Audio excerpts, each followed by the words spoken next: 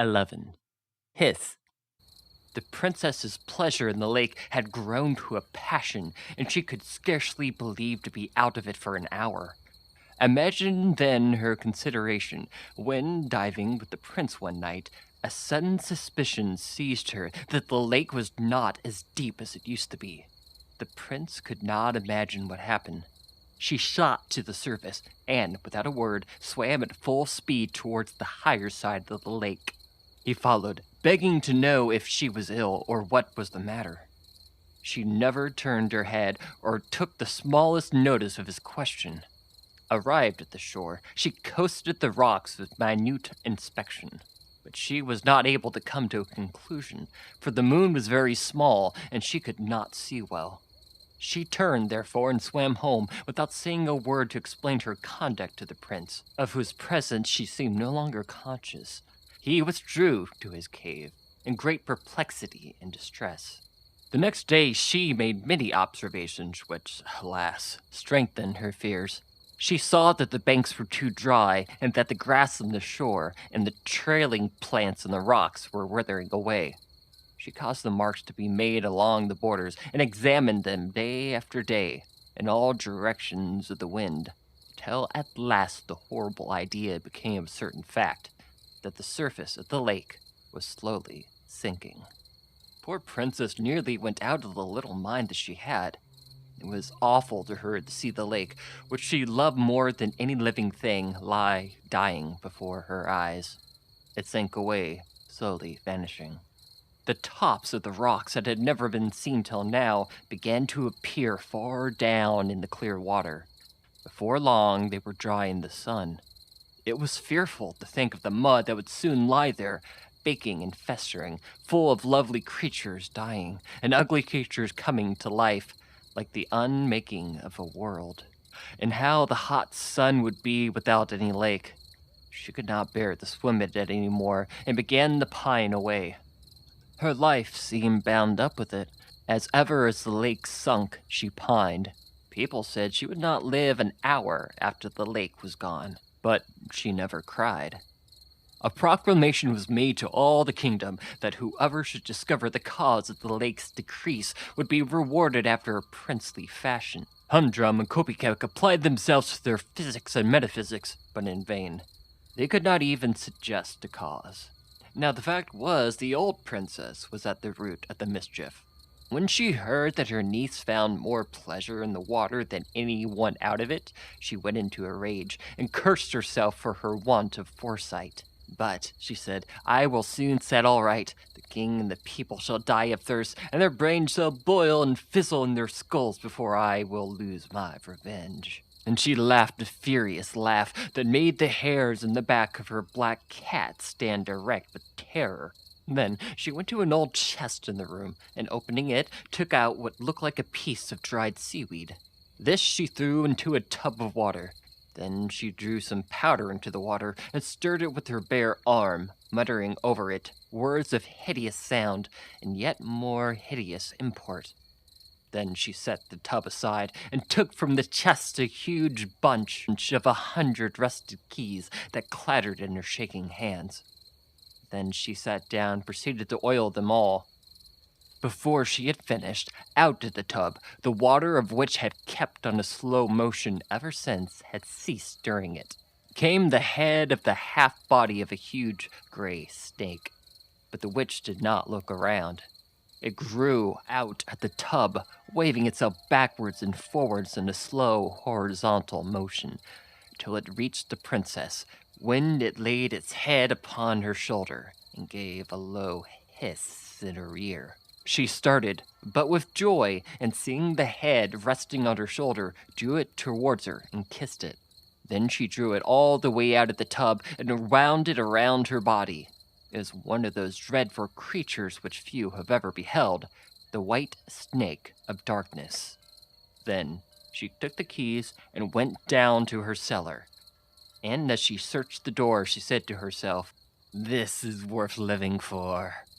Locking the door behind her, she descended a few steps into the cellar, and crossing it, unlocked another door into a dark, narrow passage. She locked this also behind her and descended a few more steps. If anyone had followed the witch princess, he would have heard her unlock exactly 100 doors and descend a few steps after unlocking each. When she'd unlocked the last, she entered a vast cave, the roof of which was supported by huge natural pillars of rock. Now, this roof was under the side at the bottom of the lake. She then untwined the snake from her body and held it by the tail high above her. The hideous creature stretched up its head towards the roof of the cavern, where it was just able to reach. It then began to move its head backwards and forwards with a slow, oscillating motion, as if looking for something.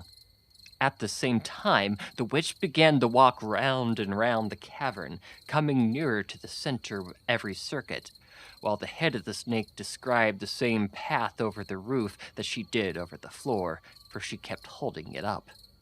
And still it kept slowly oscillating. Round and round the cavern they went, ever lessening the circuit, till at last the snake made a sudden dart and clung to the roof with its mouth. "That's right, my beauty," cried the princess. "Drain it dry." She let it go, left it hanging, and sat down on a great stone with her black cat, which had followed her all around the cave by her side. Then she began to knit and mutter awful words. The snake hung like a huge leek, sucking at the stone. The cat stood with its back arched, and its tail like a piece of cable, looking up at the snake. And the old woman sat and knitted and murmured. 7 days and 7 nights they remained thus, when suddenly the serpent dropped from the roof as if exhausted and shriveled up until it again was like a piece of dried seaweed. The witch started to her feet, picked it up, put it in her pocket, and looked up at the roof. 1 drop of water was trembling on the spot where the snake had been sucking. As soon as she saw that, she turned and fled, followed by her cat. Shutting the door in a terrible hurry, she locked it, and having muttered some frightful words, sped to the next, which also she locked and muttered over. And so with all the 100 doors, till she arrived in her own cellar. Then she sat down on the floor, ready to faint, but listening with a malicious delight to the rushing of the water, which she could hear distinctly through all the 100 doors. But this was not enough. Now that she had tasted revenge, she had lost her patience. Without further measures, the lake would be too long in disappearing. So the next night, with the last shred of the dying old moon rising, she took some of the water in which she had revived in the snake, put it in a bottle, and set out, accompanied by her cat. Before the morning, she had made the entire circuit at the lake, muttering fearful words as she crossed every stream and casting it into some water out of her bottle. When she had finished the circuit, she muttered yet again, and flung a handful of water towards the moon. Thereupon, every spring in the country ceased to throb and bubble, dying away like the pulse of a dying man. The next day, there was no sound of falling water to be heard along the borders of the lake. The very courses were dry, and the mountains showed no silvery stakes down to their dark sides. And not alone had the fountains of Mother Earth ceased to flow, for all the babies throughout the country were crying dreadfully, only without tears. 12. Where's the prince? Not since the night when the princess left him so abruptly had the prince had a single interview with her. He had seen her once or twice in the lake, but as far as he could discover, she had not been in it any more at night. He had sat and sung, and looked in vain for his Nereid, while she, like a true Nereid, was wasting away with her lake, sinking as it sank, withering as it dried. When at length he discovered the change that was taking place in the level of the water, he was in great alarm and perplexity. He could not tell whether the lake was dying because the lady had forsaken it, or whether the lady would not come because the lake had begun to sink. But he resolved to know so much at least. He disguised himself, and going out to the palace, requested to see the Lord's Chamberlain. His appearance at once gained his request, and the Lord Chamberlain, being a man of some insight, perceived that there was more in the princess's solicitation than met the ear. He felt likewise that no one could tell whether a solution to the present difficulties might arise. So he granted the prince's prayer to be made shoe black to the princess. It was rather cunning in the prince to request such an easy post, for the princess could not possibly soil as many shoes as the other princesses. He soon learned all he could be told about the princess. He went nearly distracted, but after roaming about the lake for days and diving in every depth that remained, all he could do was put an extra polish on the dainty pair of boots that was never called for. For the princess kept her room, with the curtains drawn to shut out the dying lake, but she could not shut it out of her mind for a moment. It haunted her imagination, so that she felt as if the lake were her soul, drying up within her. First to mud and then to madness and death. She thus brooded over the change, with all of its dreadful accompaniments, till she was nearly distracted. As for the prince, she had forgotten him. However, much like she had enjoyed his company in the water, she did not care for him without it.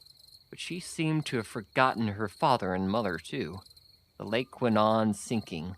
Small, slimy spots began to appear, which glittered steadily amidst the changeful shine of the water. These grew to broad patches of mud, which widened and spread, with the rocks here and there, and fluttering fishes and crawling eels swarming.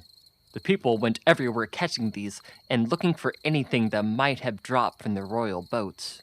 At length, the lake was all but gone. Only a few of the deepest pools remained unexhausted. It happened one day that a party of youngsters found themselves on the brink of these pools in the very center of the lake. It was a rocky basin and a considerable depth. Looking in, they saw at the bottom something that shone yellow in the sun. A little boy jumped in and dived for it. There was a plate of gold covered with writing. They carried it to the king. On one side of it stood these words: "Death alone from death can save. Love is death and is so brave. Love can fill the deepest grave. Love, love on the beneath wave." Now this was enigmatic enough to the king and courtiers, but the reverse of the plate explained it a little. Its writing amounted to this: if the lake should disappear, they must find the hole through which the water ran. It would be very useless to try to stop it by any ordinary means. There was but one effectual model. The body of a living man could alone staunch the flow. The man must give himself of his own free will, and the lake must take his life as it filled. Otherwise, the offering would be of no avail. If the nation could not provide one hero, it was time it should perish. 13. Here I am. This was a very disheartening revelation to the king. Not that he was unwilling to sacrifice a subject, but that he was hopeless of finding a man willing to sacrifice himself. No time was to be lost, however, for the prince was lying motionless on her bed and taking no nourishment but lake water, which was now none of the best. Therefore, the king caused the contents of the wonderful plate of gold to be published throughout the country. No one, however, came forward. The prince, having gone several days' journey into the forest to consult a hermit whom he had met there on his way to Ligobel, knew nothing of the oracle till his return. When he had acquainted himself with all the particulars, he sat down and thought, "She will die if I don't do it, and life would be nothing to me without her, so I must lose nothing by doing it, and life will be as pleasant to her as ever, or she will soon forget me, and there would be so much more beauty and happiness to the world. To be sure, I shall not see it." Here the poor prince gave a sigh. How lovely the lake will be in the moonlight, with that glorious creature sporting in it like a wild goddess. It is rather hard to be drowned by inches, though. Let me see, that will be 47 inches of me to drown. Here he tried to laugh, but he could not. The longer the better, however, he resumed. For I cannot bargain that the princess shall be beside me all the time. so I shall see her once more, kiss her perhaps, who knows, and die looking into her eyes. It will be no death. At least I shall not feel it, and see the lake filling for the beauty again. All right, I am ready. He kissed the princess's boot, laid it down, and hurried to the king's apartment. But feeling, as he went, that anything sentimental would be disagreeable, he resolved to carry off the whole affair with nonchalance. So he knocked at the door of the king's counting house, where it was all but a capital crime to disturb him. When the king heard the knock, he started up and opened the door in a rage. Seeing only the shoeblack, he drew his sword. This, I am sorry to say, was his usual way of asserting his regality when he thought his dignity was in danger. But the prince was not in the least alarmed. "Please, your majesty, I am but your butler," he said. "My butler, you lying rascal, what do you mean?" "I mean, I will cork your big bottle." "Is the fellow mad?" bawled the king, raising the point of his sword. "I will put a stopper, plug, on whatever you call it in your leaky lake, Grand Monarch," said the prince. The king was in such a rage that before he could speak, he had time to cool and to reflect that it would be a great waste to kill the only man who was willing to be useful in the present emergency. Seeing that in the end, the insolent fellow would be as dead as if he had died by his majesty's own hand. "Oh," said he at last, putting up his sword with difficulty, as it was so long, "I am obliged to you, you young fool. Take a glass of wine?" "No, thank you," replied the prince. "Very well," said the king. "Would you like to run and see your parents before you make your experiment?" "No, thank you," said the prince. "Then we will go and look for the hole at once," said his majesty, and proceeded to call some attendants. "Stop, your majesty, I have a condition to make," interposed the prince. "What?" exclaimed the king. "A condition? With me? How dare you?" "As you please," replied the prince coolly. "I wish your majesty a good morning." "You wretch! I will have you put in a sack and stuck in the hole." "Very well, your majesty," replied the prince, becoming a little more respectful, lest the wraith of a king should deprive him of the pleasure of dying for the princess. "But what good will that do, your majesty? Please remember the oracle said that the victims must offer himself." "Well, you have offered yourself," retorted the king. "Yes, upon the condition." "Condition again," roared the king, once more drawing his sword. "Begone! Someone else will be glad enough to take the honor off your shoulders." "Your majesty knows it will not be as easy to get another to take my place." "Well, what's your condition?" growled the king, feeling that the prince was right. "Only this," replied the prince, "that, as I must on no account die before I am fairly drowned, and the waiting will be rather worrisome, the princess, your daughter, shall go with me. Feed me with her own hands and look at me now and then comfort to me. For you, I must confess, is rather hard. As soon as the water is up to my eyes, she may go and be happy and forget her poor shoeblack." Here the prince's voice faltered, and he was very nearly sentimental, in spite of his resolution. "Why didn't you tell me about what your condition was? Such a fuss about nothing," exclaimed the king. "Do you grant it?" persisted the prince. "Of course I do," replied the king. "Very well. I am ready." "Go and have some dinner, then, while I set my people to find the place." The king ordered out his guards and gave directions to the officers to find the hole in the lake at once. So the bed of the lake was marked out in divisions and thoroughly examined, and in 1 hour or so the hole was discovered. It was in the middle of a stone near the center of the lake, in the very pool where the golden plate had been found. It was a 3-cornered hole of no great size. There was water all around the stone, but very little was flowing through the hole.